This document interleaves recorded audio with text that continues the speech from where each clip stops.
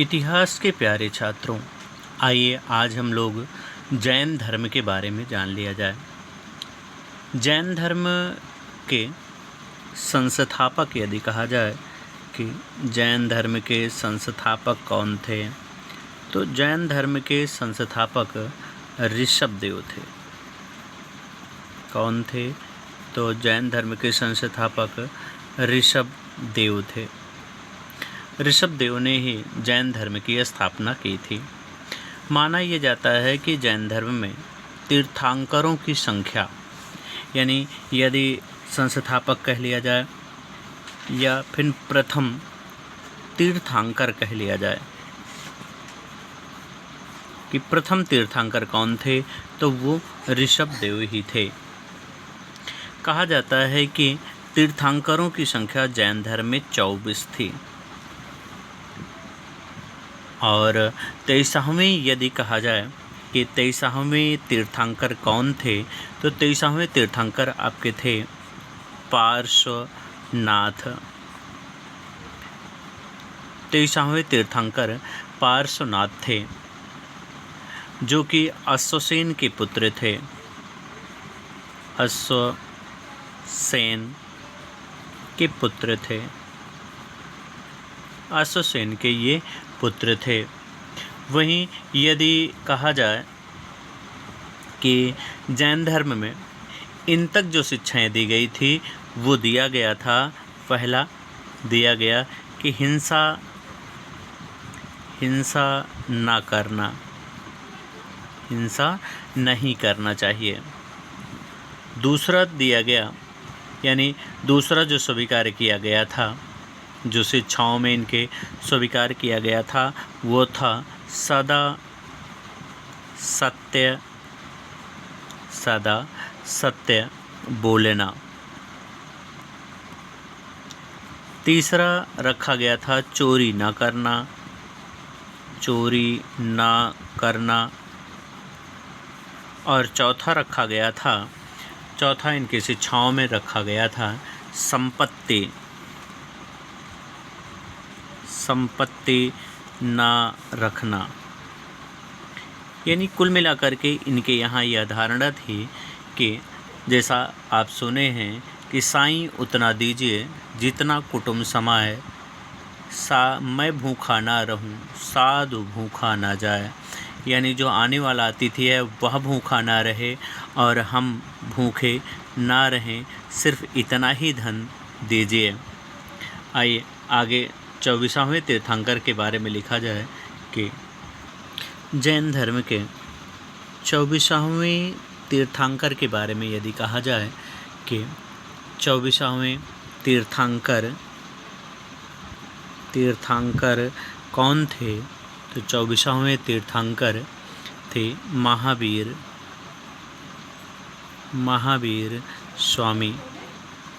महावीर स्वामी को 24वें तीर्थंकर के रूप में माना जाता है और ये कहा जाता है कि इनका जन्म 540 ईसा पूर्व में कहाँ हुआ था, तो इनका जन्म कुंडग्राम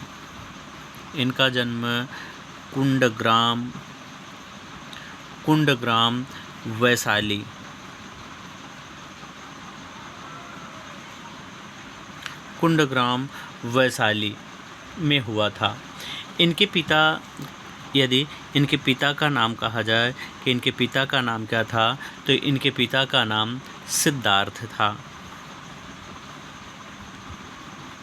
इनके पिता का नाम सिद्धार्थ था और इनकी माता का नाम यदि कहा जाए, इनकी माता कौन थी, तो इनकी माता का नाम त्रिशला था।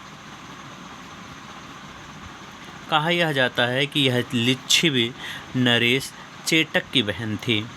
वैसे यदि कहा जाए कि इनकी पत्नी कौन थी, तो इनकी पत्नी कहा जाता है कि इनकी पत्नी का नाम यशोदा था।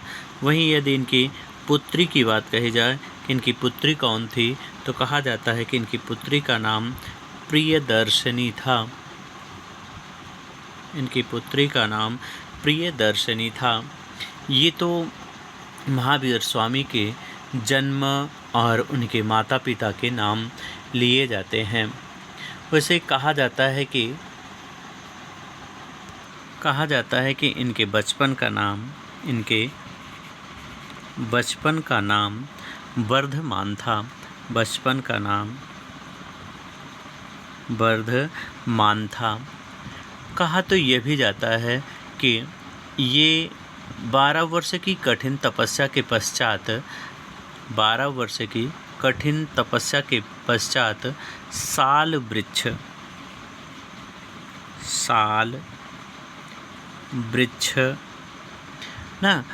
वृक्ष के नीचे तपस्या करते हुए इन्हें ज्ञान की प्राप्ति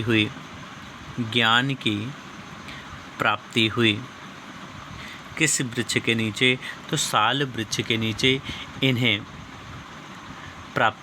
ज्ञान की प्राप्ति हुई, और ज्ञान की प्राप्ति के नाते ही इन्हें जिन कहा जाने लगा। इन्हें जिन के नाम से संबोधित किया गया। जिन का तात्पर्य होता था विजेता। जिन का अर्थ होता था विजेता। और यदि कहा जाए कि महावीर स्वामी ने अपने उपदेश किस भाषा में दिए, तो महावीर स्वामी ने अपने उपदेश को इन्होंने प्राकृत भाषा में अपने उपदेश दिए थे। प्राकृत भाषा में अपने उपदेश को दिया था। यदि कहा जाए कि महावीर स्वामी का प्रथम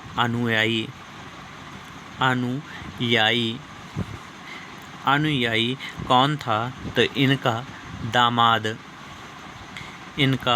दामाद जमाल ही इनका प्रथम अनुयायी बना था।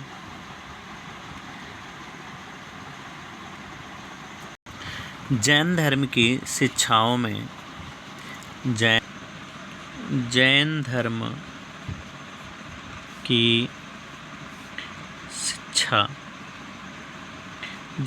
की शिक्षा में कहा जाता है कि महावीर स्वामी ने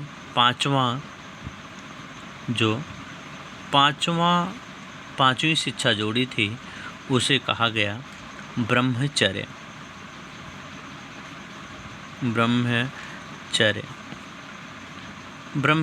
कहा गया। यानी अब जैन धर्म के साधु और साध्वी को 5 महाव्रत करने होते थे, जिनमें पहला यदि कहा जाए तो हिंसा न करना, दूसरा कहा जाए तो सदा सत्य बोलना, तीसरा कहा जाए तो चोरी न करना, चौथा संपत्ति न रखना, और 5वां ब्रह्मचर्य को शामिल किया गया। कहा जाता है कि लगभग 300 ईसा पूर्व में मगध में भीषण अकाल पड़ा, जिसके कारण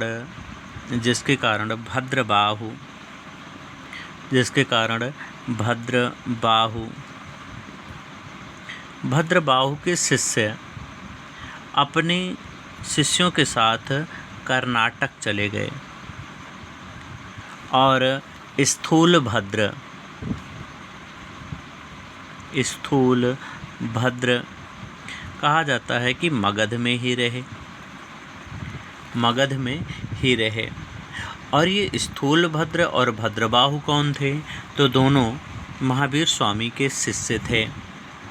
माना यह जाता है कि जब भद्रबाहु वापस लौटे तो दोनों के मध्य मतभेद हो गया।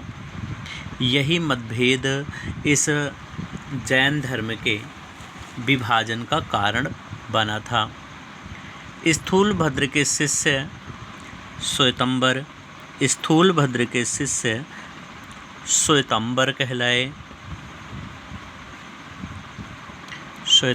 कहलाए। ये श्वेत वस्त्र को धारण करने वाले होते थे, जो श्वेत वस्त्र को धारण करते थे वो स्थूलभद्र के शिष्य होते थे। स्थूलभद्र के शिष्य श्वेत वस्त्र धारण करते थे और जो भद्रबाहु के शिष्य होते थे ये दिगंबर कहलाए और ये नग्न अवस्था में रहने वाले होते थे। दिगंबर जो होते थे ये नग्न अवस्था में रहने वाले होते थे। कहा जाता है कि जैन धर्म में त्रिरत्न होते थे। जैन धर्म में त्रिरत्न सबसे प्रमुख होते थे। यानी पहला कहा जाए तो सम्यक दर्शन,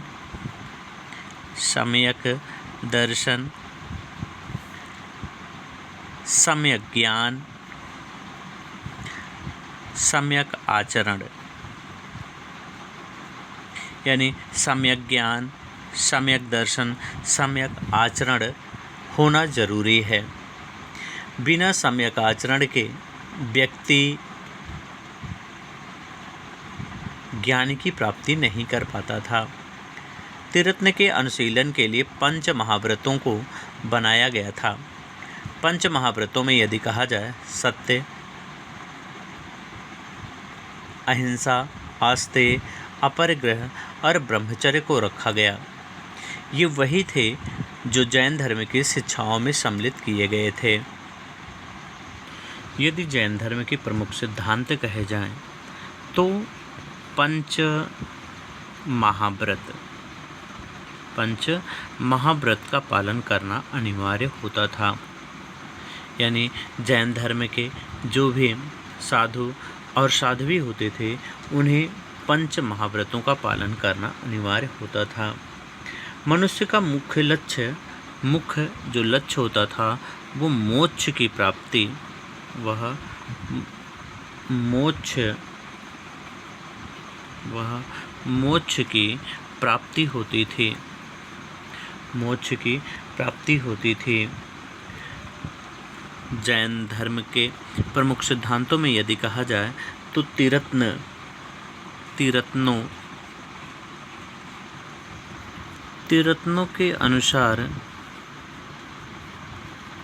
के अनुसार आचरण करना अनिवार्य था। जैन धर्म में अहिंसा तथा तपस्या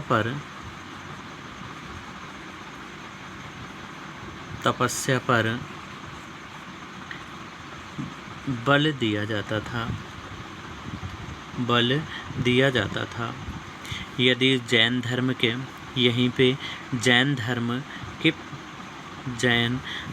के पतन की यदि बात कही जाए कि जैन धर्म के पतन के क्या कारण थे, तो जैन धर्म के पतन के प्रमुख कारणों में जैन धर्म में जनसाधारण से अलगाव का होना था। यानी जैन धर्म को अपनी चरमावस्था में अनेक राजाओं तथा धनी व्यक्तियों का संरक्षण और सहयोग प्राप्त था।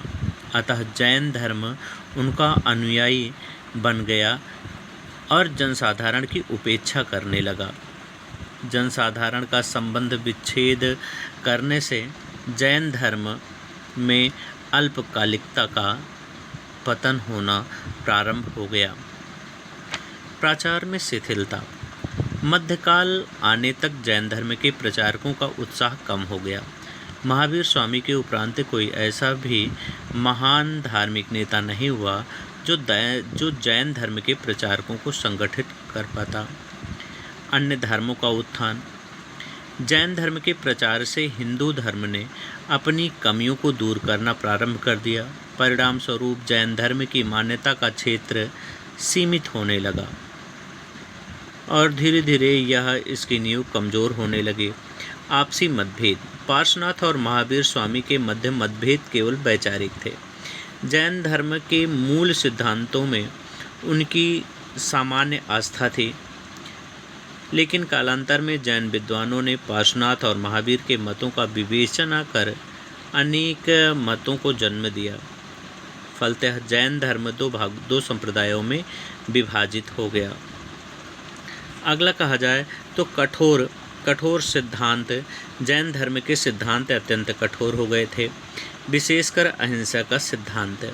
जिन सिद्धांतों का व्यवहारिक जीवन में पालन अत्यंत कठिन था, इन कठिनताओं के कारण धीरे धीरे लोगों का इस धर्म से लगाव कम होने लगा। राजकीय संरक्षण। जैन धर्म के सिद्धांतों को बहुत कम राजकीय संरक्षण प्राप्त हुआ, क्योंकि राजा के लिए युद्ध आवश्यक था और युद्ध में अहिंसा होती थी, अतः इनके आदर्शों और सिद्धांतों का संरक्षण नहीं मिल पाया। अन्य कारणों में यदि कहा जाए तो महावीर की मृत्यु के पश्चात जैन धर्म में विभाजन हुआ, संगठन कमज़ोर हो गया था और विदेशों में भी इनके सिद्धांतों को अत्यधिक स्वीकृति नहीं मिली। क्लिष्ट धर्म का आचरण धारण किया जाना, आत्मोत्पीड़न, कठोर व्रत तथा तपस्या पर अत्यधिक बल, जाति व्यवस्था के दर्शनों को बनाए रखना, ब्राह्मण धर्म से पूर्णतः अलग कर सकना इनके प्रमुख कारण थे। जैन धर्म की महत्वपूर्ण शिक्षाओं के बारे में यदि कहा जाए तो अहिंसा जैन धर्म का केंद्र तत्व है। इनका मानना था कि मनुष्य, जानवर, पेड़ पौधे, कीड़े मकोड़े और यहाँ तक कि पत्थर, चट्टान, जल आदि में जीवन है, अतः इनके प्रति किसी भी प्रकार की हिंसा नहीं करनी चाहिए। दूसरा, मोक्ष। जैन मतानुसार आत्मा का जन्म और पुनर्जन्म के चक्कर से मुक्त होना ही निर्वाण या मोक्ष है।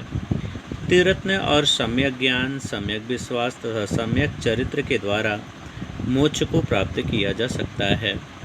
तीसरा, कठोर तपस्या और आत्मत्याग।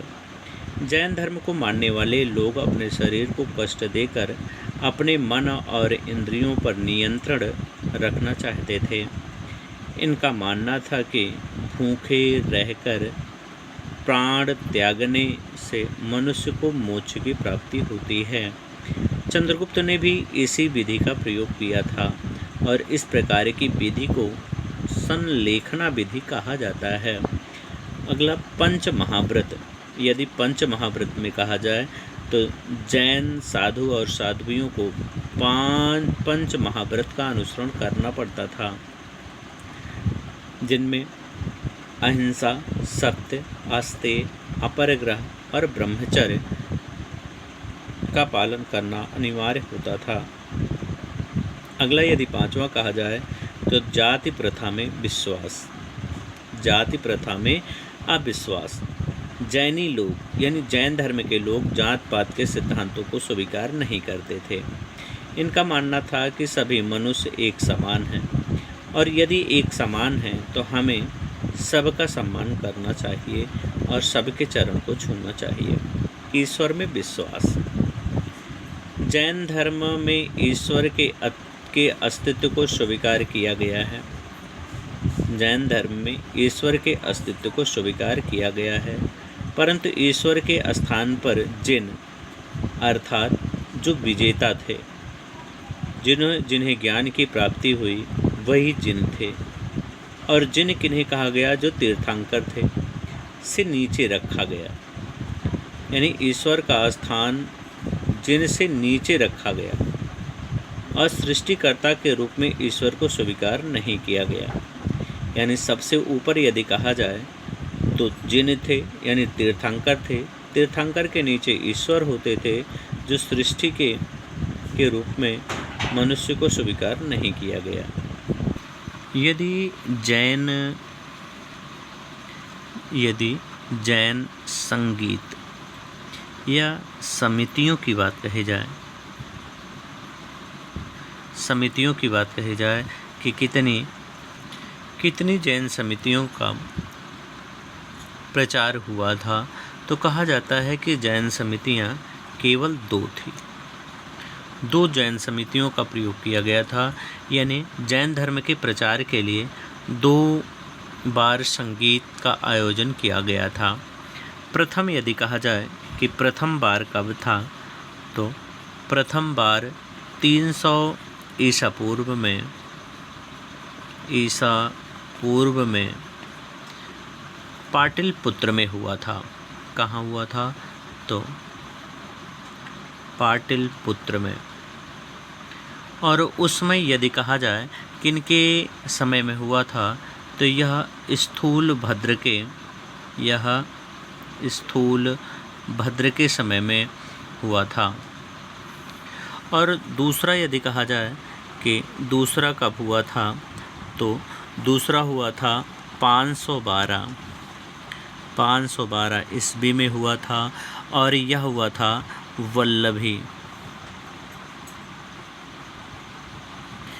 वल्लभी गुजरात